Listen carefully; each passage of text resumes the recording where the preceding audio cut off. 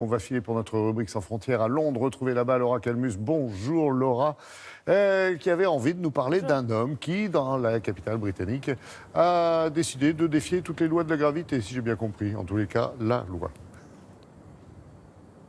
Oui, Laurent, il s'appelle George King. Il a 19 ans et ce jeune Britannique est tout simplement passionné d'urban climbing, c'est-à-dire d'escalade urbaine. Depuis toujours, il adore repousser les limites et il y a quelques jours, il s'est attaqué à l'un des gratte-ciels les plus hauts d'Europe, le Shard, 306 mètres, 95 étages. Alors, les images de son ascension sont impressionnantes, mais c'est évidemment à ne pas imiter. Je vous propose de regarder ce reportage réalisé par Blanche Guinard et Astrid Gagopian. Il est arrivé à 5 h du matin au pas de course.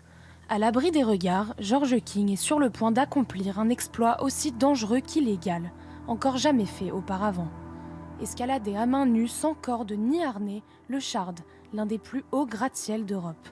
Pendant 45 minutes, il va risquer sa vie pour gravir 300 mètres et réaliser son plus grand rêve qu'il a voulu nous raconter. Les 10 premiers mètres, c'était surtout à la force des jambes. Le reste, plus comme un exercice d'endurance. Et les 100 derniers mètres étaient les plus difficiles. Ce jeune Britannique âgé de 19 ans est tout simplement passionné de grimpe urbaine. C'est en voyant ce gratte-ciel sortir de terre il y a 6 ans qu'il se fixe cet objectif. Il lui a fallu 8 mois de préparation physique et une connaissance parfaite du bâtiment. Je connais sûrement certaines choses que l'architecte du Shard, Renzo Piano, ne connaît pas lui-même. C'était un gros projet qui a nécessité beaucoup de connaissances sur l'infrastructure du bâtiment et c'est ainsi que j'ai trouvé le moyen de m'infiltrer et de grimper. Son histoire a été reprise par toute la presse britannique. Ça glissait un peu, c'était fou. Mais tu l'as fait. Dans la rue, les passants le reconnaissent. Certains le félicitent, tandis que d'autres s'en offusquent.